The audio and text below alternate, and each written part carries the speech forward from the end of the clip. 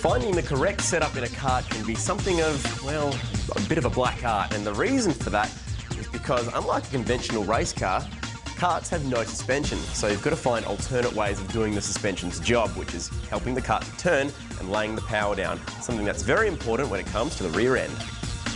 So, how do you get a kart to handle in the corners and then lay down the power without suspension?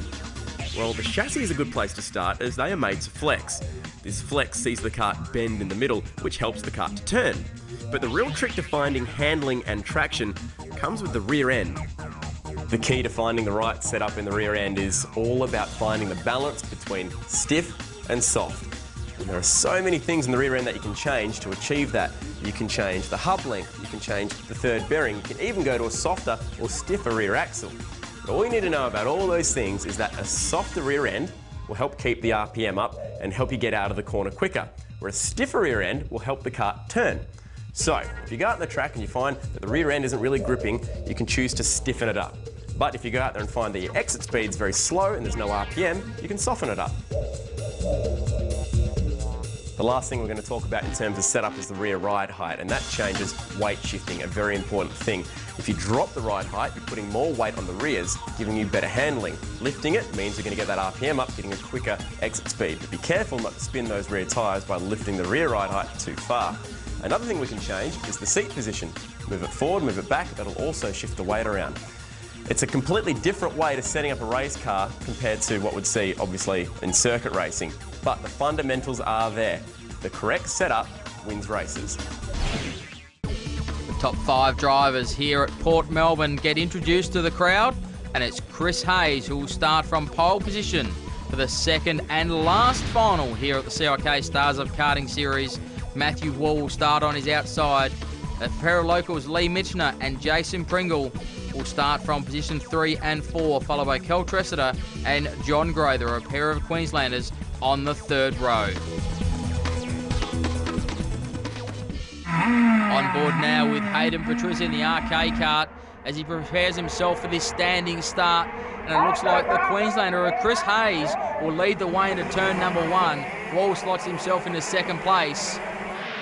It was a great start for Hayes. It looked like Kel Tressiter had a slow start back down the field, on board with Hayden Petruzzi. That's his teammate in front. He'll be pretty fired up because the final one, he got turned around by Tyler Greenbury, who got disqualified, and he's coming from the back of the grid as well. So be a few guys here putting some big moves on, I reckon. Yeah, some big moves will be coming through the field. Expect Greenbury coming from the back. Ricky Capo, who had that spectacular rollover in final number 1, he returns to the racetrack as well in this final as well. So it's great to see young Capo back on track as we look at John Grother. Another karting veteran here is John Grother from Central Queensland. A likeable character now aboard the MG kart for Mortgage Choice. He has a look behind him and sees that Tressiter's right behind him as Ensby charges his way through the field. Double right-handy. You very rarely see someone pass into there. That's a great move. It's come off the left-hand corner, which is the fastest corner on the track, and he's thrown it up the inside into the double right. A great move. He's on a mission. He'd have the red mist there going. He wants to get to the front. Red mist indeed, as he decelerates from 135 kilometres an hour to 70 kilometres an hour going into turn number 1 there, and then back on the gas into the centre section of the circuit is the Petruzzi course driver of Kyle Ensby, as Mitchner now up the inside of Wall into turn number 5. Yeah, Lee's moved up into second. It was a great pass as we go back down the field here. Looking at Daniel Price there and Tyler Greenbury. And as we spoke about Ricky Capo, just a glimpse of him on track coming back from that big rollover.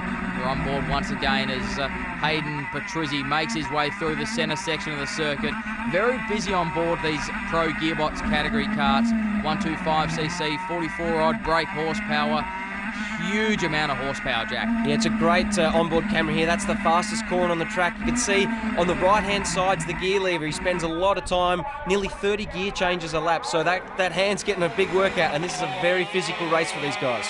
Very physical indeed. We look at Anthony Martin race across the start-finish line. Now we look at Daniel Price, ducks out at the last minute, has a go at Jason Payton, makes the pass stick.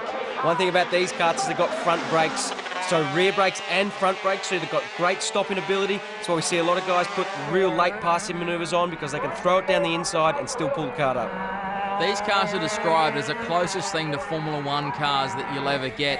As we look at Hayes, all he has to do is finish 15th or better, and the championship is his. Lee Mitchell is now breathing down his neck. He's got 960 metres left to go, and the championship is his. One mistake, though, and it could be all over. He's driven very well, has Chris. You know, that's a bit of pressure on board. You need to finish to win the championship, but he also wanted to win the race, and he's doing a great job out in front. These three have been a class act this race. Lee Mitchell in second has been doing a great job putting the pressure on, but it looks like the Vodafone back, Chris Hayes, is going to meet the checker flag first.